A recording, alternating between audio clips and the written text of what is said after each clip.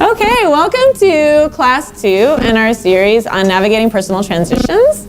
And I'm Diane, and this is my husband Marcus, if anybody wasn't here last week. We covered kind of an overview of what personal transitions are and why they're important to talk about.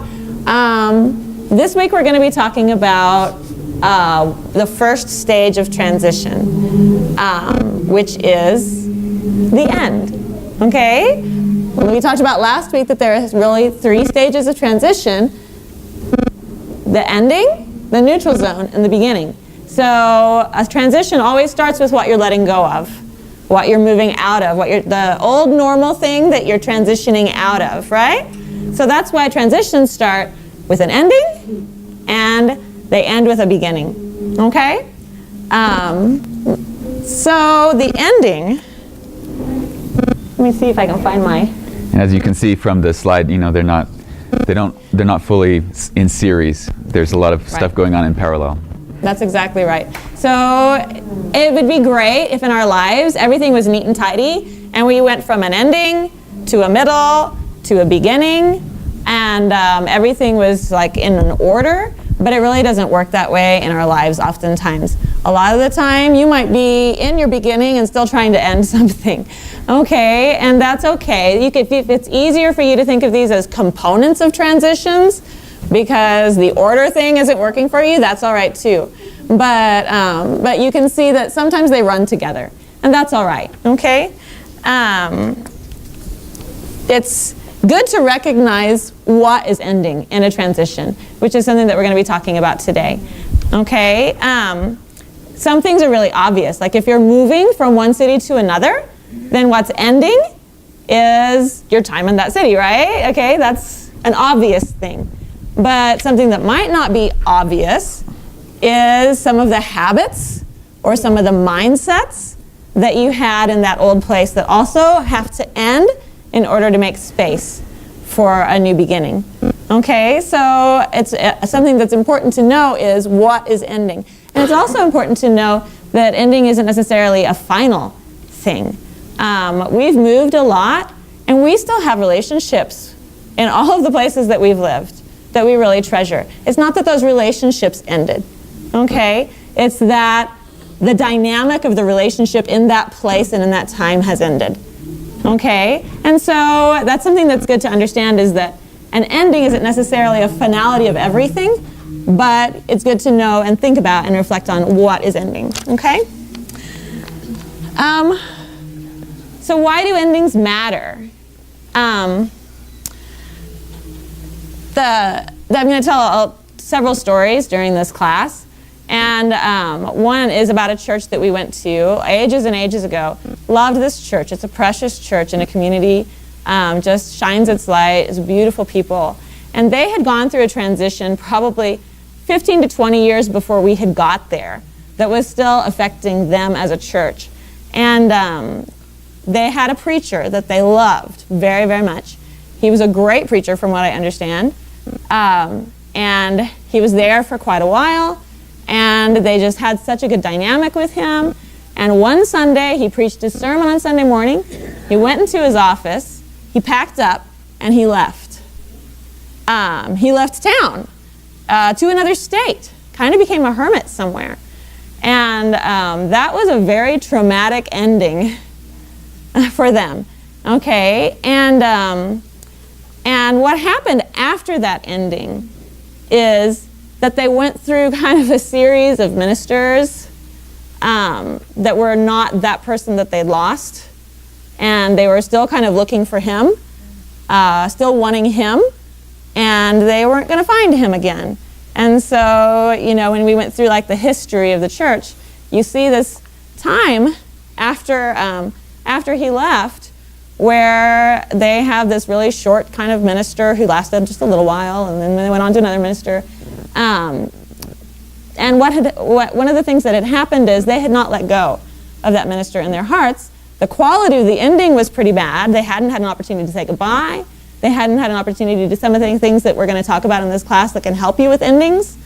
Because the quality of that ending was so traumatic and difficult, the quality of their beginnings was not very good. Do you understand how that ending affected the entire transition? And and even when we were there, years and years later, there were still a few people in the church who would say, I like our minister, but he's not that one, okay? Because they had never let him go, okay? And so even though he was gone, that was something that they still needed to process in their hearts that some of them really had a lot of difficulty with. So that's one of the reasons why endings matter. William Bridges, who wrote a book called Transitions, Making Sense of Life's Changes, he wrote, the new growth cannot take root on ground still covered with the old habits, attitudes, and outlooks, because endings are the clearing process. This is why I'm not a good gardener. My brother took me around my yard because I needed advice, and he said, you need to get rid of this and this and this and this and this. And I'm like, but those are flowers. And he said, they're taking over. And you've got to get rid of some of them in order to allow other things to grow, right? And endings are the clearing process that allows a new beginning to take place. And so that's why they're so important. He also tells a story in his book about a man who is on his second marriage, and he loves his new wife, but every time she does anything that his old wife did, he gets upset. And it doesn't matter if it was a bad thing, or a good thing. If it's anything that reminds him of her, he gets upset. And what William Bridges says is he hasn't processed his ending yet, because he's still holding on to some things, some attitudes, some anger too from that old marriage that are affecting his new beginning. And so how you end affects how you begin, okay? So now we're going to talk about a few things that we associate with endings. Can people just tell me words that you might associate with the word endings or goodbyes or something like that, or feelings that you associate with that? Just kind of think a little bit, what words, what emotions do you associate with endings or goodbyes? Closure, sadness. Good. No, there's no wrong answers here. Broken heartedness.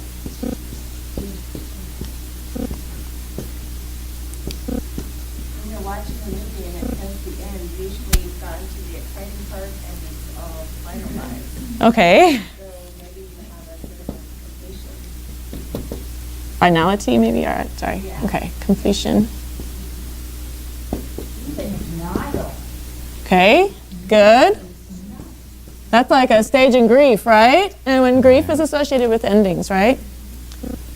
And I think she said brokenhearted. I'm repeating it for the recording. Okay, yeah, thank you for doing that. Okay. All right, so we have a lot of words that we associate with and a lot of feelings. And different people feel so strongly about endings. Have you ever heard the saying, there's nothing good about goodbye? Has anybody heard that before? I've heard that. Anyway, I don't agree with it, by the way, but there might be nothing easy about it. But that doesn't necessarily mean there's nothing good about it.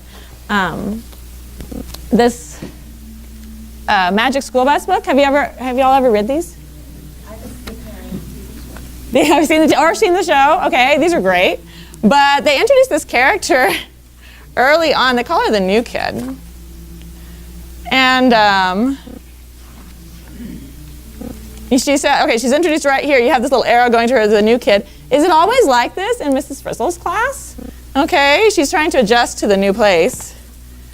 I can't believe Miss Frizzle dresses like that, okay? You'll get used to it, they say. I'm not used to Miss Frizzle yet. They're doing all this crazy stuff because, they get into a school bus and they travel inside of the earth. They travel to outer space. They travel through the human digestion system. They're doing all this really cool stuff. And you have this kid who in all of the books, she says, and this is funny because in almost all of the books she says this, we never did this in my old school. Okay?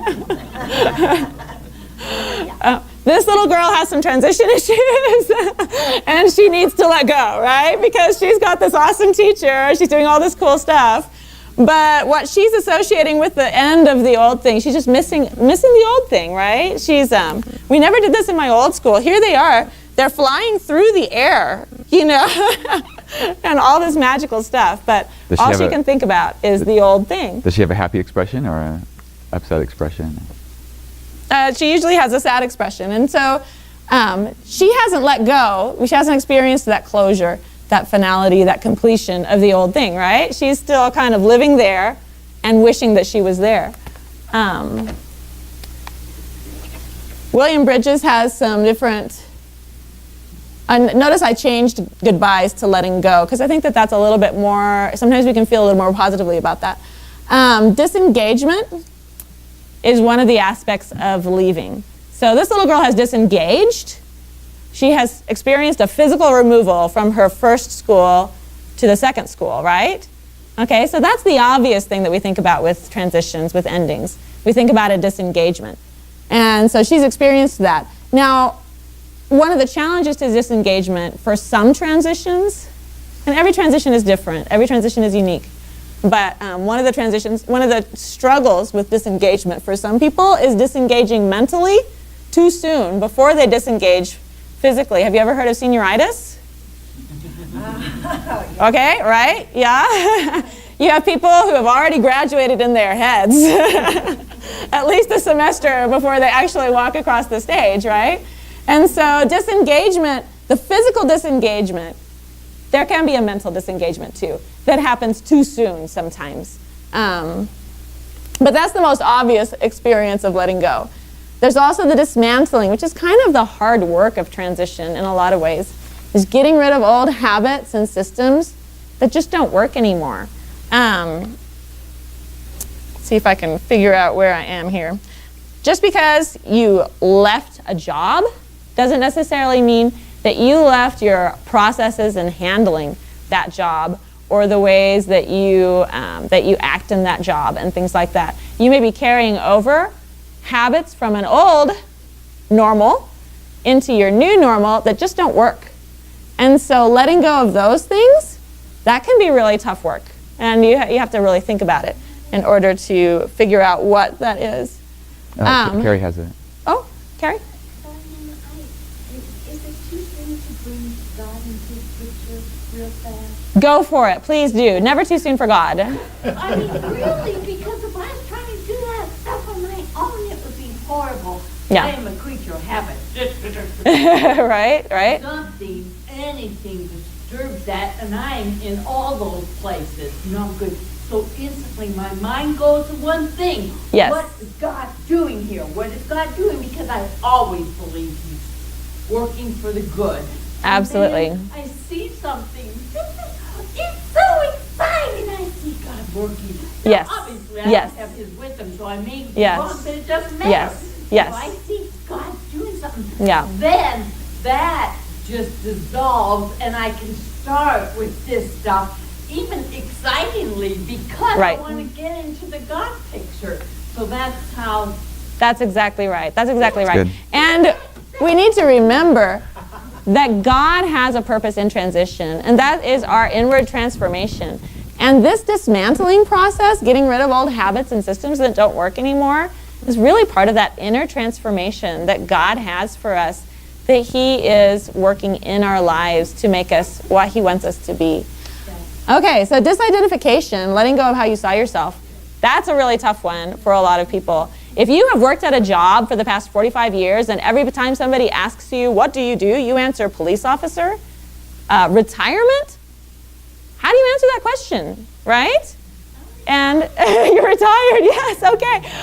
But you have to, part of that letting go of how you see yourself can be really difficult for some people. I mentioned that for me, when I became a mother, that was a really big deal to me because I'd been working, I'd been good at my job, I enjoyed my job, I quit work to stay home with my kids, and I was kind of lost about how to see myself at that point. And so I had to let go of some things about how I saw myself before and in order to allow some new growth to take place. And that's true for people who have seen themselves as parents for the past however many years, and then suddenly that's not their full-time thing anymore, and then they have to see themselves in a new light and in a different way. So that disidentification can be really tricky for a lot of people.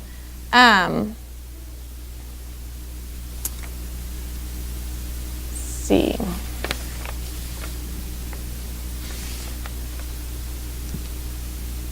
Disenchantment, letting go of idealism and attachment.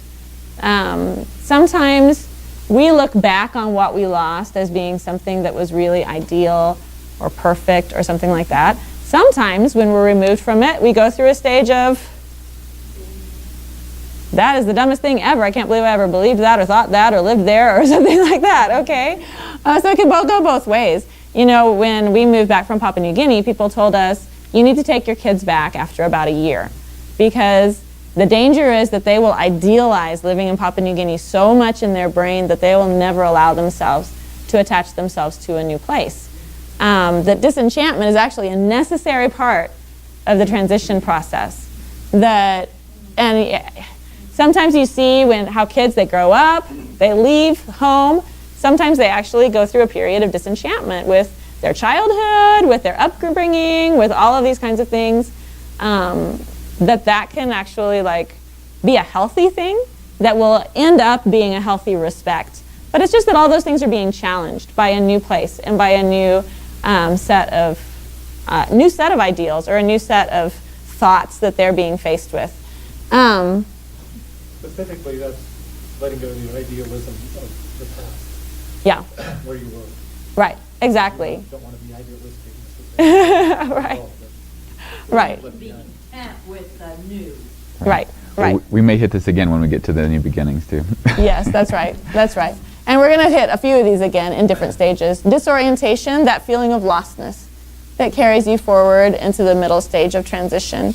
And that's probably the feeling that we associate with transition the most, is that feeling of disorientation. And we'll talk about that a lot next week, so I'm not going to go into that very much right now. So can endings bless? And we've already kind of talked about that in a few of our stories, but I want to go into that a little bit deeper, because I think endings, sometimes we really need to embrace them. Sometimes we are like a hoarder when it comes to our lives. We want to just add things in, and we don't want to let go of anything that was old. And it's important to go ahead and acknowledge that ending things can be a blessing. Affirmation is one of the blessings of endings. Now, here's an example of this. I have a friend whose father died, and I was talking to her afterwards, and she told me that her father had died, and I told her I was so sorry. And she told me, she said, you know what? It was the most beautiful thing. She had never been very close to her father, and they'd had a difficult relationship. Not terribly difficult, not like you have estrangement or something like that, but just that feeling of not being close. He found out that he was dying several weeks before he actually died, and he called his kids to him. And he took the opportunity to affirm them as people, affirm his love for them, affirm their common faith, and all of those things. And she said that it was the most special time in all of her relationship with him. That this ending had been this very affirming process, and that she felt so good about it. And so that it was almost hard for her to say that she was, sorry it happened, because it had been such a blessing that he had been so affirming in his faith and in his love for them. And that opportunity of an ending to be an affirming thing actually made it so much easier for them to let go of him, because they were able to look back on that ending with that positivity and with that thankfulness. And that is something that can be a real blessing about endings. Jesus did this very well. You have this period of time when he's getting ready to leave his disciples, so you have this ending, right? And he uses that opportunity in several different places, but this is one of them, to affirm his disciples and his relationship with his disciples, and to bless them. He says, I'm not calling you servants anymore. A servant doesn't know what his master is doing. I've called you friends. And so having that opportunity for an ending to be a time of affirmation is a really special thing. Endings can bless because they make room in your life. This is Jesus again. You heard me say to you, I'm going away, and I will come to you. If you loved me, you would have rejoiced, because I am going to the Father, and the Father is greater than I. And you also have this vision of Jesus. Now, what did he do after he left earth? He is where? He ascended, okay? What's he up to? Anybody have any good ideas about what he's up to? He's making intercession to God. He's preparing a place for us. Ephesians talks about him ruling, right? Philippians also talks about that. He humbled himself, therefore he's been exalted, and he is ruling over all things, right? So he's been I don't want to say promoted, but he has a somewhat different role than what he had when he was a man on earth, right? And so this makes room in his life for a new role, okay? And not only that, but it makes room in the lives of others. He says, I tell you the truth, it is to your advantage that I go away. For if I do not go away, the Helper will not come to you. And I always was troubled by that verse before. Because I was like, man, I want Jesus here. You know what I mean? I would so much rather Jesus be here. But what he's saying here is, no, I need to go away for your sake too. It's not just for his own sake, but for their sake as well. Because he's making room in their life for the sending of the Holy Spirit. And the Holy Spirit, not bound by flesh, not bound by having to be in a body all the time, okay, is able to work in our lives in a way, in a very special way, right? And so this makes room in the lives of others. Getting rid of things that used to be good but don't work for you anymore. Just because you're ending something doesn't necessarily mean it was bad. Right? Like when you go from childhood to adulthood, was childhood bad? No. Is it going to work for you in adulthood? Well, we can try, but probably not. So things that used to be good, but they just don't work in your new context. When we moved into our house, an older lady had lived there. She'd raised her family there. She'd been married. She'd come to there as a new bride. And she was moving out. She was leaving. It was very hard for her. But she didn't want to have to scoop the snow anymore. She didn't want to have to do all this other stuff, okay? She didn't want to have to handle the yard. It was a big house. She was there all alone. It had been great when she was raising her family, but it wasn't going to work for her new context. And so she needed to get rid of something that used to be good, but it doesn't work anymore. Yes. We had to slide down, like that, I believe, in that we're blessed because it gives us a chance to see God working. Yes. Totally. Absolutely. Absolutely. Okay, so just a few tips before we head into Marcus is going to do our scripture portion of the class this time. But just a few tips that we find helpful in transitions, okay? When it's possible, and I say when it's possible because every transition is different. Some things don't work, all right? But when it's possible, affirm the stage of life you're leaving and the people in it. That makes for a much more positive ending. And something that I do when I'm leaving a stage of life, like when I had all my kids in school, I'd gone from being the mom with the kids at home to the mom with the kids at school. So I just sat down with the Lord and I said, thank you for this period of my life, for the way it shaped me, for the way it shaped the relationship with my kids. And I was so thankful for it. And it had served its purpose in me and in them. And I wanted to affirm that this was a good thing in my life. When Hadassah, she just left middle school, she has an orchestra teacher she loved. And it was a great teacher. She went to her and made sure that that teacher knew, you were a great teacher for me. You helped me so much. I'm so thankful for the ways that you blessed me. That kind of interaction is a real blessing in a transition time. When you're saying goodbye to something, to go ahead and affirm the good that was there. Take some time to reflect. What are you saying goodbye to? Okay? Sometimes it's a little bit tricky to see what you're saying goodbye to. Especially if you're having a wanted transition like having kids or getting married or something like that, you don't want to think, oh, I'm letting go of something or I'm saying goodbye to something. And you actually need to sit and reflect about what you're saying goodbye to, because otherwise you might end up resenting the fact that you don't have it because you haven't let it go in your heart. And that can cause problems in your new beginning. So reflect. Take some time to reflect.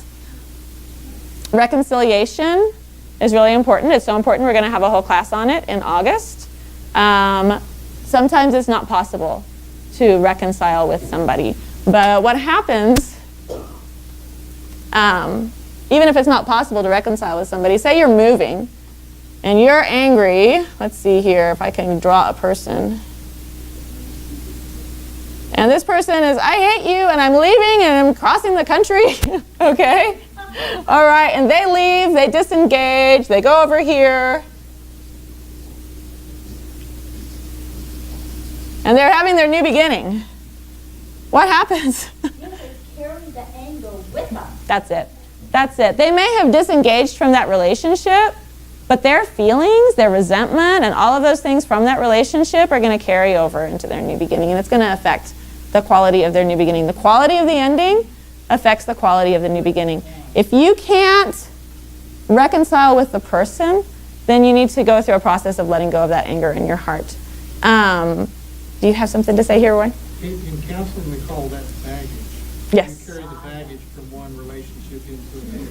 Exactly. You don't deal with it before you leave. Exactly. So take some time to reflect. Is there somebody that you need to say sorry to? Is there somebody that you need to seek the forgiveness of? Is there somebody that you need to forgive? Is there somebody that you need to let go of the anger? Get rid of some of that baggage. Thank you for that word. Oh, wait, I have something. This is where I want you to say something. I asked Rebecca Thomas to just say something about her experience with this. She talked about it. Yeah, stand up. Give her the mic, Diane. And, oh, yeah, thank you. Here. I probably could talk loud enough that people can Yes. hear me. Okay. Go ahead. Finish what you were saying. No, you go for it. Okay, I am Rebecca Thomas, and I am pretty new here. I came last July. How many of you have watched Golden Girls? Almost everybody. You remember the old mother, what she always said? And she'd say, picture this. And I want you to picture this, okay? A number of years ago, my family was going to church at Littleton, and one Sunday my husband and I went to church. We sat in church and held hands like we always did. The kids were there. We go home. A good friend from his work also went to church with us, and they were having a picnic in their backyard. So we went to that. We just had a fantastic time, and my husband was heading up an arbitration in Seattle. And so he was coming home on Friday night and leaving on Sunday afternoon. So we go home from the picnic, and it's been a good day, and we've enjoyed everything. He comes in the bedroom to finish up his packing, and he says, sit down. I want to talk to you. And I says, I'll stand, thank you, you're scaring me. We were in the process of building a house in Idaho, and everything had been picked out, purchased, bedspreads, curtains, everything. He says, I do not want you to move to Idaho with me. Well, this was a big surprise. And you talk about, I said, what's going on? He said, I just don't want you to move with me. I says, is there somebody else? And what he said probably hurt me more than if there was. He said, no, but I hope there will be. Okay. I drove him to the airport, and I went home, and I thought, what just happened? This can't. I married a good Church of Christ boy who was a deacon in the church, whose father had been elder for many, many years. I thought, what's going on here? I don't understand. He says there's nobody else. But he wants there to be somebody else, which says, that he definitely doesn't want me. So that process went on for a couple of weeks, and I finally got the courage over the phone to ask him, do you plan to divorce me? Because you learn that once that word divorce comes into play, it's hard to stop it. He said, yes, I do. Oh, what do I do now? Where do I go? I wasn't working. I'd been able to stay at home and raise my kids. And the tears would just flow. I couldn't do anything. That first week, I lost 17 pounds because I just couldn't eat. Talk about transition. This was a major transition. We had spent a year in Houston prior to this, and I talked with some of my friends from church in Houston. They called me back a couple of weeks and says, we think you need to move back to Houston. And I said, I couldn't even make a decision. I know I'm running over time, but I said, well, I'll think about it. I had 2 girlfriends, one from Oklahoma and one from Texas, that flew in to help me close up the house, pack up the house, and get the house on the market.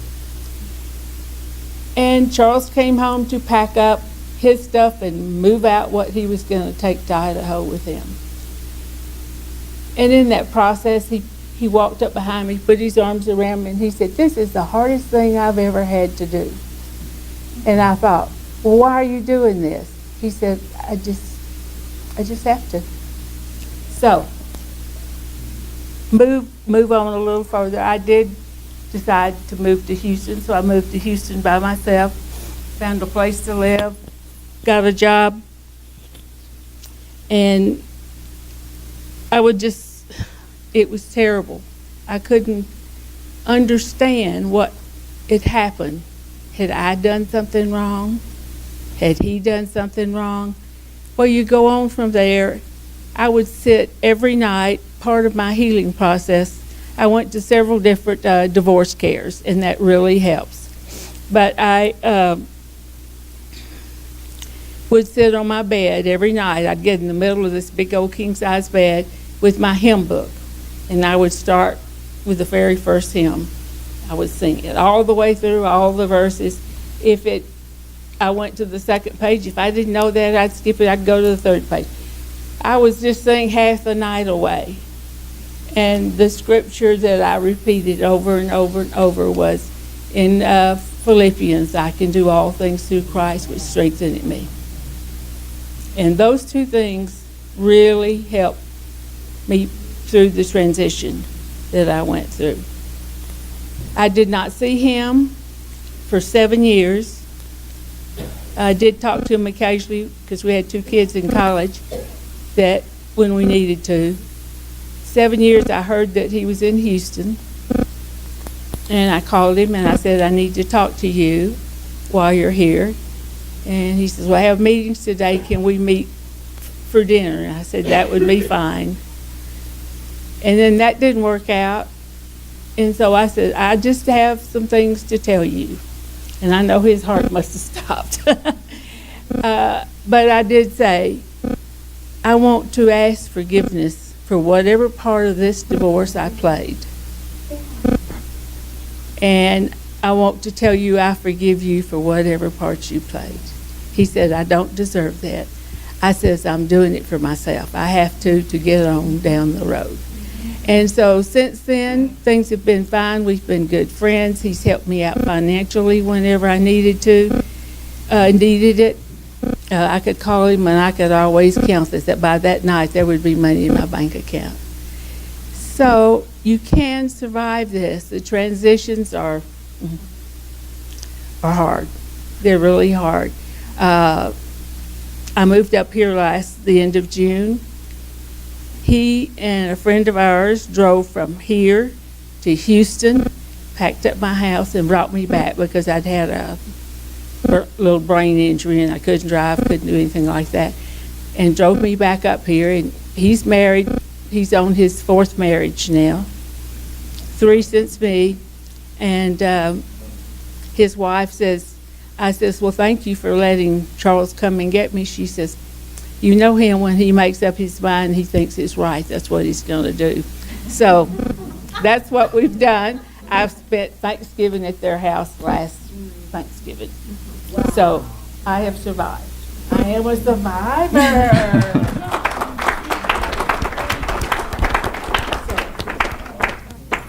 Thank you so much, Rebecca, for sharing that. And if anybody is going through that kind of transition, then feel free to talk to Rebecca, because she's actually done a lot of work in divorce care. But that forgiveness and reconciliation, she said she needed that to be able to move on. And it's really true, that if you're carrying that resentment in your heart, that's just going to go with you into your new beginnings. Finish well. Don't disengage too soon. Senioritis, go ahead and go to your classes. Try to do the things that you need to do. And now I'm going to hand it over to Marcus, because I think I'm a little over time. Oh, no, you're fine. Oh, you have one. Okay. I made you go over. Oh, no, it's not you. It was me. No, Rebecca, thank you for All sharing. right. So we're going to look at a section of scripture that's about an abusive situation. So let's get into it emotionally a little bit. Tell me some words you associate with abuse and that kind of situation. Is it a kind of situation? Go ahead, just any. There's a lot of different kinds of abuse, physical, mental. Physical, mental, emotional. Okay, good. Say it again. Powerlessness. Okay, good. Belittling, right? All right, let's expand it a little more. This story I'm going to be looking at is about slavery on for racial reasons. So how do you feel about that? What words come to your mind when it comes to enslaving a race? Bigotry, yeah? Injustice. Racism, right? All right, and throw in a few attempted genocides, and you have the Exodus. So it's a pretty familiar story. On the timeline, it's about 3,500 years ago, something like that. So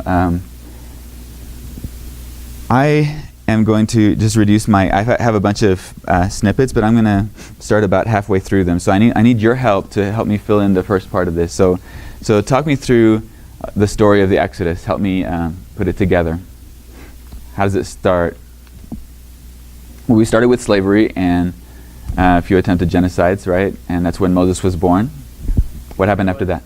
The Jewish nation was slaves in the country of Egypt. Slaves in the country of Egypt, right? The Israelite nation, right? Right. They started out there. I mean, they started as a family that helped the Egyptians with a food crisis. So the Egyptians offered to let them stay, and then after they flourished and kind of became a nation, the situation changed, right? And what happened next?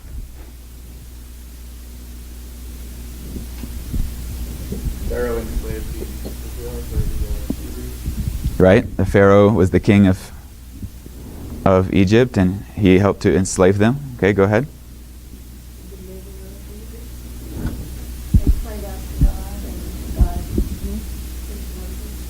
Right? They cried out to God, and God chose Moses to be a deliverer.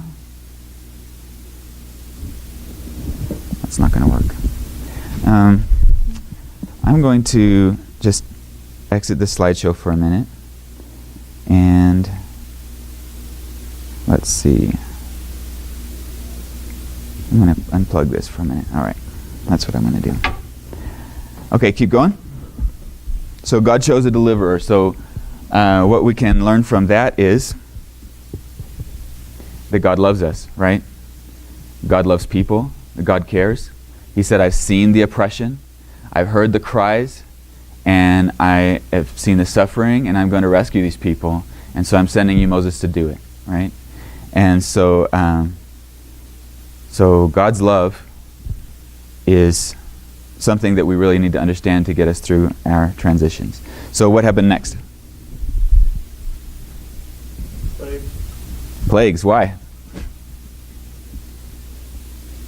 God demonstrating his power and setting up for the actual exodus. Right. God demonstrating his power to set up for the actual exodus. Let's back up a little bit before the plagues or the disasters started happening. Did God give the king of Egypt any chances? Yeah? Well, God hardened Pharaoh's heart. Right, hardened. And I think the reason was because he wanted to teach probably those people at that time teach them really miraculous things. Right. God wanted to teach them through big miracles, and so he made Pharaoh strong. Yeah. Sometimes it's a little confusing because sometimes we read God hardened Pharaoh's heart and we think God corrupted Pharaoh's heart, but it doesn't say God corrupted Pharaoh's heart. God just made him strong to do what he wanted to do. All right. But that's a good point. Yeah. And so God sent Moses to Pharaoh, and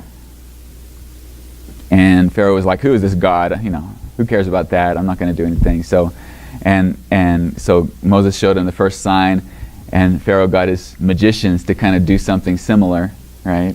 And he was like, "I'm not going to listen to you." So then God would do something bigger, and the magicians would try to do it also. And like, for example, God allowed Moses and Aaron to turn the water to blood, the water of the Nile, and people all through Egypt weren't able to drink. And then his magicians also turned water to blood, whatever that means. And so what I see there is a little bit of confirmation bias, I think, is what some people call it, like when you find evidence to believe what you want to believe. Because if I don't see how his magicians turning more water to blood should really make him not want to obey God, but it's not like they were undoing what God was doing. And then it got to the point that the magicians were like, "We can't do this anymore. This is the finger of God, and this is too much for us." So the magicians gave up, but Pharaoh didn't change his mind, right? So as the disaster started happening, do you think that Pharaoh could see that it was God? Do you think he could see that he was wrong, that he needed to change? No. Okay, we have some no's. Yeah? Because I believe that he would say, "Okay, you guys can go," but then as soon as they tried to go, he changed his mind. So, and isn't that like us so often? Right. This is God, I'm going to do blah, blah, blah. But then as soon as the pressure relieves, then we're back to our own way. Right. It got to the point where every time there was a disaster, Pharaoh would say, "Yeah, I'm wrong, you're right, you can go," and then the disaster would be taken away, and he would change his mind again and become stubborn, right? That's very true. There were a lot of advisors that would come to him after this. You can't let them go because we depend on them for. Right. I think, yeah. And I think the advisors were going back and forth too, because sometimes during the disasters they would say, "Oh, you got to let them go," but then after everything would be better, the advisors would also change and say, "Hey, you can't let them go because we need their stuff." So yeah, that's true. Pharaoh had the ability to recognize. I don't think he could say, "I'm wrong." I think he's been raised as, "You are God, you're the Pharaoh, you're the ruler of this greatest nation on earth. Right. There is no other God." Right. At least, well, there are other gods, but they're polytheistic, but you're number one. Right. Yeah. They thought the Pharaoh was untouchable. Yeah, they thought the Pharaoh was untouchable, that he was number one, and that no gods were going to be in competition. And that's why it's even more remarkable that sometimes during the disasters he did say, "I'm wrong, you're right." That shows just how amazing that is, right? Because he was Pharaoh who's never wrong, right? But then after the disasters after Moses would pray to God and God would remove the disasters, then it would go away. And so, and that's probably similar to a lot of abusers, that they'll make promises when they feel like they're losing something or they need it, but they're not really counting the cost of the transition. And then later when that cost hits them, they change their minds, right? And part of the answer to this is what Jesus said, take up your cross every day in Luke chapter 9. That means every day decide that you're willing to give up everything for God. And that is the right relationship with God. That is a healthy relationship with God, which Pharaoh didn't seem to want to have. And if he had done that, it would have made things so much better for him, for the Israelites, for everybody, right? And so it's very important that when we make a decision like, oh, I'm going to let you go, that it's not just based on the moment of this is what can help me right now, but instead a bigger picture of, yes, I'll gain, but I will also lose something, and that's okay, right? Same thing for the Israelites, the abused, the victims. When Moses and Aaron first came and told them the plan, do you think they were happy to go? They were.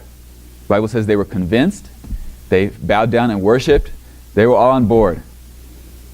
As soon as Moses went to Pharaoh and said, let them go, and Pharaoh said, okay, I'm going to increase your workload because you obviously have too much time on your hands. They immediately changed their minds. They were angry with Moses and Aaron, even though Moses and Aaron had not done anything wrong, but they were like, thanks for making us stink to Pharaoh. You've put a sword in his hand to kill us. And so they changed their minds, right? Because when they decided they were ready to leave Egypt, they hadn't counted the cost. Just like Pharaoh wasn't counting the cost, they weren't counting the cost. Right? They were just thinking of what they were going to gain, and they weren't thinking, oh, this transition may cost us something. So both the abused and the abuser need to count the cost if they're really going to be able to make that transition.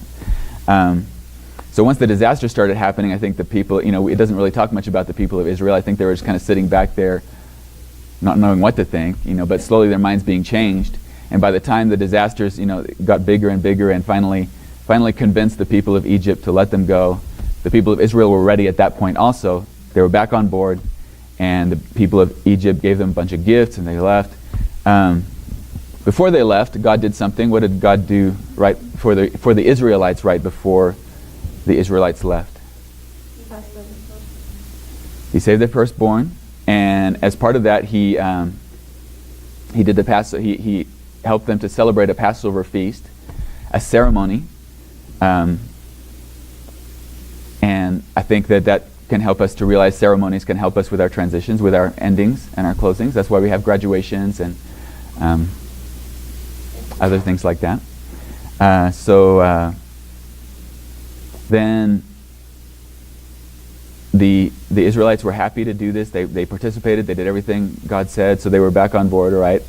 But then they left, and what happened? Sorry? They idolize what Right, okay, let's not go that far yet. Okay. Let's just take the next step here. You're right. Egyptians followed. Egyptians followed, why? They got stuck at the Red Sea, and They got stuck at the Israelites were stuck at the Red Sea, huh? even though they've seen these incredible miracles, 10 of them, Right? they were like, oh, now we're just going to die out here in the desert. And their faith in God had not been impacted by what they've seen. Right. So the people of Israel were scared. I think I have that slide. Let me go ahead and plug this back in. Well, yeah, and I think that one more thing while I'm plugging this in is I just want to say that it was good that at that moment when they had the chance and they could have the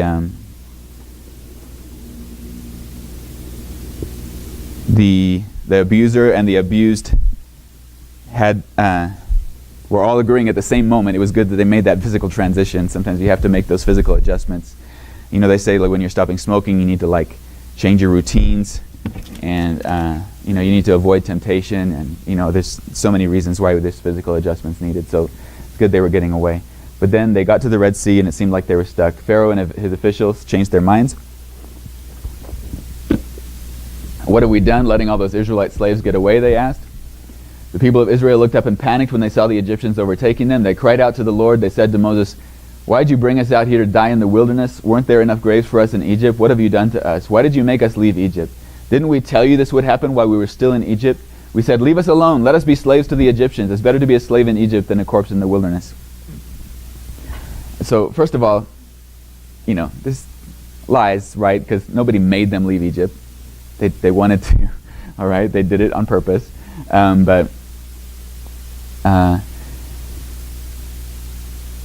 Again, you see the importance of what Jesus said about taking up your cross, being willing to die, so that when threats happen, they don't catch you off guard. Like these people are being caught off guard, and again, lashing out against the people who are trying to help them, right? So we have God moved the cloud behind them, and opened up the waters for them, and later the Apostle Paul commented on this section. He said, I don't want you to forget, dear brothers and sisters, about our ancestors in the wilderness long ago. All of them were guided by a cloud that moved ahead of them. All of them walked through the sea on dry ground. In the cloud and in the sea, all of them were baptized as followers of Moses. So it reminds us of the importance of baptism as something God has given us to help us to have that symbolic death and ending. Says that when they saw what God did to the Egyptians, letting the water flow back over them, they put their faith in the Lord and His servant Moses. But 1 month after leaving Egypt, the whole community of Israel complained about Moses and Aaron. If only the Lord had killed us back in Egypt, they moaned. There we sat around pots filled with meat, ate all the bread we wanted. But now you've brought us into this wilderness to starve us to death. Then the Lord said to Moses, look, I'm going to rain down food from heaven for you. So He sent birds for their meat and manna for their food. He called Moses up to the mountain because He knew that food and meat, bread and meat, was not going to solve their real core issue, right? So He tries to help them to make this transition. It didn't work, but you still got to appreciate God's effort here, all right? So he tries to give Himself to them and have them give themselves to Him, and they all say, we will do everything the Lord has commanded. So they're kind of halfway there, but as you see it, as it goes on, you'll see it didn't really fully happen. So the people, the foreign rabble who were traveling with the Israelites were complaining. This is how the story continues in the book of Numbers, by the way. The people of Israel began to complain. Oh, for some meat, they exclaimed. We remember the fish we used to eat for free in Egypt, and we had all the cucumbers, melons, leeks, onions, and garlic we wanted. Now our appetites are gone. All we ever see is this manna. I'm afraid you're all complaining about that. But it didn't take long before God brought them to the promised land. They came to the valley of Eshcol. They cut down a branch with a single cluster of grapes, so large it took 2 of them to carry it on a pole between them. This was their report to Moses. We entered the land you sent us to explore. It's indeed a bountiful country, a land flowing with milk and honey. This is the kind of fruit it produces, but, and they were scared. Their voices rose in a great chorus of protest against Moses and Aaron. Our wives and our little ones will be carried off as plunder. Wouldn't it be better for us to return to Egypt? Then they plotted among themselves, let's choose a new leader and go back to Egypt. So at this point, God, realized that this generation is really never going to make this transition. I feel like there's some saying you can take the something out of the something, but you can't take the something. I don't know. I don't know what the. Does anyone know it? Yeah, there's a lot of them. Yeah. I'm not. It's like. So in this case, you can take the abused out of the abusive situation, but you can't take the abusive situation out of the abused person, unless they are willing, right? But these people weren't willing. God said, these very children that you're trying to save, I'm going to bring them into the promised land because they'll be able to do it, but you're not able to. So another experience after that, Moses summoned Dathan and Abiram, the sons of Eliab, but they replied, we refuse to come before you. Isn't it enough that you brought us out of Egypt, a land flowing with milk and honey, to kill us here in the wilderness, and that you now treat us like your subjects? What's more, you haven't brought us into another land flowing with milk and honey. You haven't given us a new homeland with fields and vineyards. Okay, He did, right? He did bring them. They didn't want to go in, all right? But now they're calling Egypt a land flowing with milk and honey, right? So who are they deceiving? They're deceiving themselves, right? They've turned their past prison into a paradise in their minds. And Somebody had to plant that seed. Was there one person that started that? groomer, so to speak. I mean, this is Dathan and Abiram, but really, it's been a group mentality, a group think all along. So yeah, I'm sure there's instigators, but I think you just have to see yourself in it, right? That we can all do this. And so I've already talked about the need to give up everything to God every day, right? And that's important. And another thing that's important is also to thank God for the good, for the positive side of the transition, for the blessings of the loss, if you know what I mean. Because there were blessings about moving on from Egypt that they're forgetting, right? We have to remind ourselves that there are good things about our transitions. Mm-hmm. That's true too. Forgetting who God is, that's true too. You read all that together, it's like they know God is real to them, and then right. not, and back and forth, and that's exactly how we are. It's the human nature, the sinful human nature, and that's why quiet times and prayers, just talking to God, is so important. Yes. Yes, praying to God is so important. Hard times come, man, He's real. So I'm on the last two slides, and I just want to wrap up by saying that letting go doesn't mean letting everything go. All right? It means realizing what parts you need to bring forward with you and what parts you need to leave behind. And so he's in Deuteronomy, Moses is talking to the children who are entering the promised land now, and he says, do remember that what God did for you in Egypt. And he says, show love to foreigners because you were yourselves once foreigners in Egypt. He says, be good to slaves because you were once slaves in Egypt. He says, you release slaves every 6 years or whatever, and the 7th year you don't have slaves, and you give them a lot of stuff when you let them go, because you remember what it was like to be slaves. So if you can use those experiences that you're leaving behind to help others in the future, that's a healthy transition. Thanks, everyone.